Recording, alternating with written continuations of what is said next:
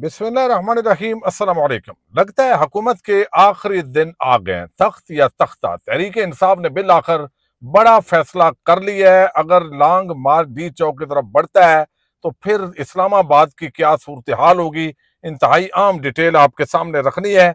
Justice Mansoor Ali Shah और ना ही काजी फायज ईसा, एक नया फार्मूला सामने आया और किस तरह फजल रहमान गेम कर गए हैं, ये दिलचस्प तफसील भी आपके सामने रखनी है। पंजाब कॉलेज वाकया खतरनाक हो गया है। क्या बांग्लादेश तर्ज की एक नई तहरीक का ये नुक्ता आगाज हो सकता है? इसकी कुछ डिटेल भी आपके सामने रखूंगा। उम्मीद है वीडियो आप समाप्त करेंगे और इस चैनल पर जो लगी फायर वाल है उसको तोड़ने के अंदर मदद करेंगे। हमेशा जब भी तहरीकें शुरू होती हैं तो लोगों के अंदर अग्रेशन होता है, गुस्सा होता है, ज्यादतियां होती हैं। उस जुल्म और ज्यादती के खिलाफ लोग खड़े होते हैं। इनफरादी तौर पर हमने देखा है पाकिस्तान के अंदर मजदूर, किसान, असातिज़ा, सारे तबकात सड़कों पे हैं, लेकिन सब थोड़ी थोड़ी तादाद के अंदर निकलते हैं, डंडे खाते हैं, वापस चले जाते हैं। तहरीक इंसाफ के खिलाफ बड़ी ज्यादती हुई। फार्म 47 के तहत एक जबरदस्ती हुकूमत ने कब्जा किया और ये कब्जा ग्रुप अब मजीद तहरीक इंसाफ को कुचलने के लिए पिछले 2 सालों से अपनी कोशिशें किए हुए है। लेकिन अब मजीद आईनी तरमीम के पीछे छुपना, SCO के पीछे छुपना, कोई ना कोई ऐसा ये बहाना बनाते हैं अपने आप को मुहिब वतन और तहरीक इंसाफ को गद्दार, मुल्क दुश्मन और इमरान खान पर बड़े हमले किए गए, बोगस मुकदमात बनाए गए, हजारों वर्कर्स को जेलों के अंदर डाला गया। लेकिन इमरान खान भी खत्म नहीं हुआ, तहरीक इंसाफ भी खत्म नहीं हुई, लेकिन अवाम से ये जमातें जरूर खत्म हो चुकी हैं।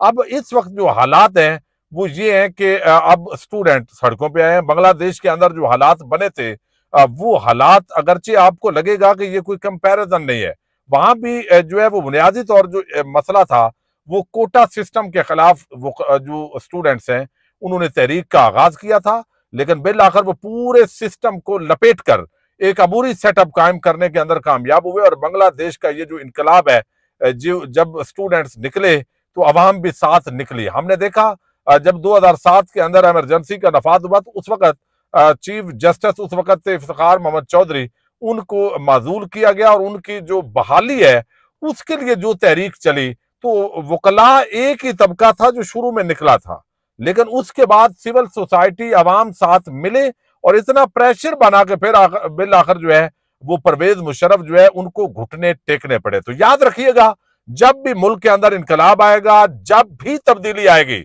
तो एक ही तबका वो फ्रंट पे लीड करेगा और बाकी जो तबकात हैं वो भी उनके अंदर गुस्सा होगा और वो भी हालात के मुताबिक उसके अंदर शामिल होते जाएंगे।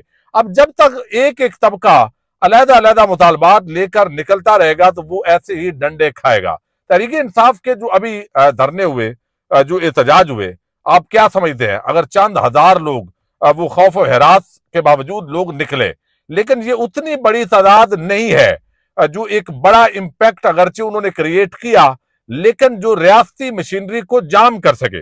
लेकिन इसके बावजूद के लोगों ने तहरीक इंसाफ को वोट दिया है, लेकिन फिर भी वो समझते हैं यार हमें गिरफ्तार कर लेंगे, हम रोजी रोटी का मसला है, हमारे पास इतना टाइम नहीं है।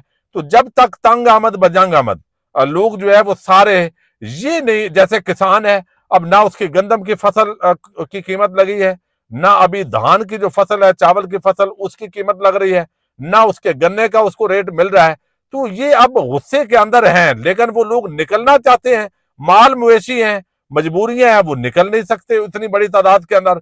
तो अब ऐसे लगता है कि ये जो बांग्लादेश है उस तर्ज की तहरीक किसी वक्त भी आज अगर ये स्टूडेंट्स की नहीं बनती, ये अगरचे वाकया इसको और तरीके से लिया जा रहा है, लेकिन कहीं ना कहीं कोई एक तहरीक चलेगी और वो सारी सोसाइटी को अपनी लपेट के अंदर पाकिस्तान में ले लेगी। क्योंकि जो इस वक्त सिस्टम है, जो हालात है पाकिस्तान के, वो उन्हीं ममालक के साथ मिलते जुलते हैं जिस तरह बांग्लादेश या श्रीलंका के अंदर हुआ है।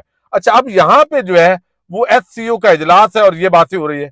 लाहौर के अंदर एक बाअसर शख्सियत, उसका कॉलेज, और फिर वहां पे एक वाकया हुआ और आप सुन चुके, मैं डिटेल में नहीं जाता, लेकिन वो जो तालबा है अब बताया जा रहा है जी वो तालबा भी सामने नहीं आई, वो फलां भी, भाई हर एक की इज्जत और गैरत है। मामला ये है कि आप वो स्टूडेंट्स कह रहे हैं आप CCTV जो फुटेज है वो हमारे सामने रखें, अगर आपके अंदर खोट नहीं है तो ये भी 9 मई की तरह जो है वो CCTV फुटेज किसी ने गायब कर दिए हैं।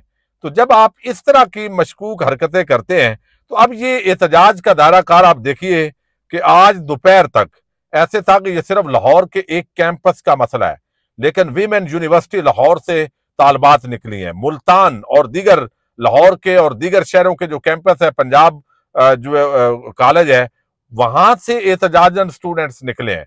तो ये स्टूडेंट्स का जो एहतजाज का दायरा है, यानी एक तरफ जुल्मवाद ज्यादती हुई, पुलिस ने धावा बोला, फिर सिक्योरिटी गार्ड और नामालूम अफराद वो गुंडागर्दी बदमाशी करने पहुंचे, और फिर जो है वो लोगों को, बच्चों को और गुस्सा आया। अल्लाह ताला सारे मामलात को बेहतर तरीके से करे। हम तो ये नहीं चाहेंगे कि किसी भी आम शहरी का जो बच्चा है उसके साथ ये, वो बड़े शदीद जख्मी बच्चे हैं। लेकिन आप मुनाफकत देखिए इस मुल्क के इलेक्ट्रॉनिक और प्रिंट मीडिया, यानी निजी कॉलेज का नाम भी नहीं लेंगे, चूंकि सेठ है ना, खुद उस सेठ का चैनल है तो बाकी चैनल उसका एहतराम करेंगे। यानी ये है आजादी इजहार राय इस मुल्क के अंदर। ये सहाफत है, कचरा सहाफत, यानी जो है वो कहते हैं कचरा मंडी इस वक्त बना हुआ है कि आप इतना बड़ा जुल्म ज्यादती पे टीवी चैनल ना उस मालक का नाम ले सकते हैं, ना चीफ एग्जीक्यूटिव का, और ना ही जो है वो उस कॉलेज का नाम लिया जा रहा है। तो ये अगर इसी तरह गुस्सा रहा, और दूसरी तरफ आपने जो प्राइवेट कर दिए हैं तालीमी इदारे, जो स्कूल हैं वो प्राइवेट कर दिए हैं, असातिज़ा एहतजाज पे हैं, क्लासें नहीं हो रही, तो तहरीक इंसाफ एहतजाज में है, वकला एहतजाज कर रहे हैं, और इसी तरह जो किसान है वो एहतजाज कर रहे हैं। तो एक वक्त आना है, और मुझे वो करीब लग रहा है जब ये सारे तबकात इकट्ठे होकर इस पूरे निजाम को जबरदस्त कर सकते हैं। अच्छा, दूसरी तरफ जो है वो यहाँ पे हमने देखा है कि जो फजल रहमान है उन्होंने एक स्टेटमेंट दी है। ये स्टेटमेंट बड़ी आम है, यानी इस वक्त आप देखिए कि जो लीडर सबसे ज्यादा इस वक्त अहमियत अख्तियार कर गया वो मौलाना फजल रहमान है। यानी सीटें थोड़ी हैं, लेकिन एक तरफ तहरीक इंसाफ के सरबराह इमरान खान वो जेल में है, तो पिछले जो लीडर्स हैं, हालांकि अली अमीन गंडापुर और फजल रहमान वो आपस में मुखालफ है, चूंकि दोनों DI खान से हैं, लेकिन अब यहाँ पे जो है वो फजल रहमान एक किंग बने हुए हैं। कभी पीपल्स पार्टी वाले मिल रहे हैं, कभी नून लीग वाले, कभी मोहसिन नकवी की पार्टी मिल रही है, और कभी जो है वो आप समझें कि यहाँ पे तहरीक इंसाफ जो है वो कर रही है। अब फजल रहमान ने एक बयान दिया है। बयान उन्होंने ये दिया है कि मुज़ाकरात और गुफ्तगू के नतीजे में आईनी तरमीम पर काफी हद तक हम आंगी पैदा हो चुकी है। ये उन्होंने बलूचिस्तान टंडो अल्लाह यार के अंदर ये बात की है। पार्लियामेंट का काम ही आइन और कानून में तरमीम करना है, लेकिन आईनी तरमीम आती है तो इस पर इख्तलाफ भी होता है। मुल्की हालात और जरूरत के तहत कानून साजी होनी चाहिए। हमने मुल्क और अवाम के मफाद में सब कुछ करना है। हमने हुकूमत के मसवदे पर एतराज किया था, क्योंकि हुकूमत के मसवदे से अदलिया और अवाम के हकूक तबाह हो जाते। जो चीजें हमने मुस्तरद की वो वापस ले ली गई हैं, और उम्मीद है हमारे मुतालबात कबूल कर लिए जाएंगे। 18वीं तरमीम में बड़ा वक्त लगा था, 9 माह लगे थे, तो अब 26वीं तरमीम में भी हमें इतना वक्त मिलना चाहिए कुछ ना कुछ। अच्छा, ये बात उन्होंने जो की है, एहतजाज के हवाले से भी उन्होंने कहा तहरीक इंसाफ को मौखर करना चाहिए। उम्मीद है वो इस पर गौर करेंगे। अच्छा, अभी इसका क्या मतलब है? मतलब ये है, जो फार्मूला बन रहा है मैं आपको बता रहा हूं, और ये पहले भी बात होती रही है, चूंकि हुकूमत जो इस वक्त है और जो एस्टैब्लिशमेंट है, वो आप यूं समझे कि काजी साहब अगर नहीं, फर्ज माल काजी अगर नहीं होगा, आईनी तरमीम अगर नहीं होती या डिले होती है, तो काजी फायद हिस्सा तो नहीं होगा। तो काजी अगर नहीं तो फिर मंसूर भी नहीं, यानी मंसूर अली शाह भी नहीं होना चाहिए। अब उसका क्या फार्मूला है? और ये फजल रहमान का भी एक यानी पुराना फार्मूला है, वो ये कि 3 सीनियर जो जजेस हैं उनमें से एक अपॉइंट किया जाए। अब 3 अगर सीनियर होंगे तो जस्टिस मंसूर अली शाह हैं, जस्टिस मुनीब अख्तर हैं, फिर जस्टिस याहिया आफरीदी हैं। जस्टिस मुनीब अख्तर वो भी चूंकि कादी फायद ईसा के बहुत एंटी हैं, बल्कि एस्टैब्लिशमेंट के एंटी हैं इस वक्त। तो पहले वो एंटी नहीं थे, लेकिन अब इस पूरे सिस्टम के खिलाफ हैं।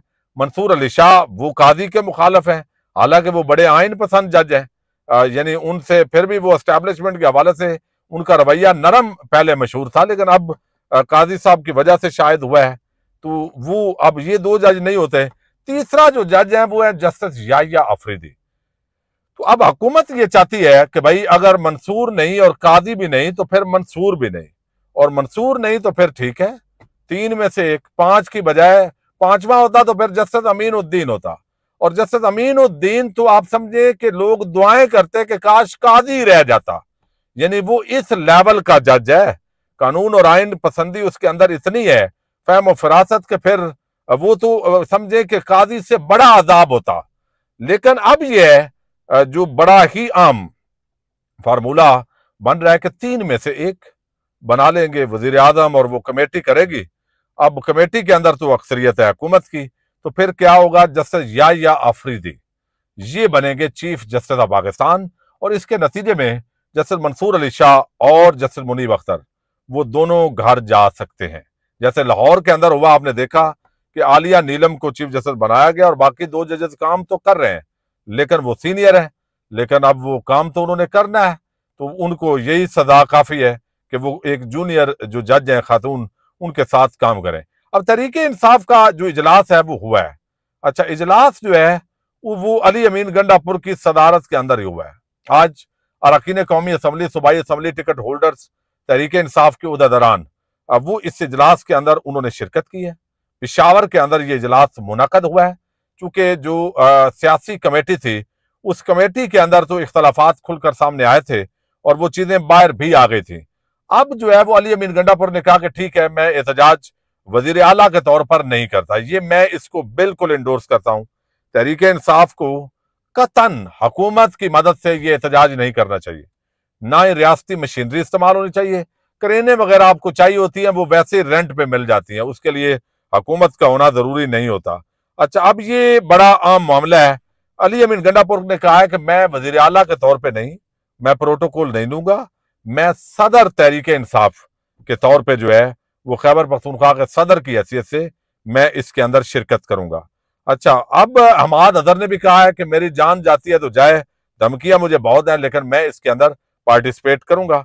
तो जिस सूबे के 4 रीजन से ताल्लुक रहने वाले पाकिस्तान तहरीके इंसाफ के ये शरीक हुए हैं, कल कह दिया गया है कि भाई 15 अक्टूबर को इस्लामाबाद की तरफ लॉन्ग मार्च होगा।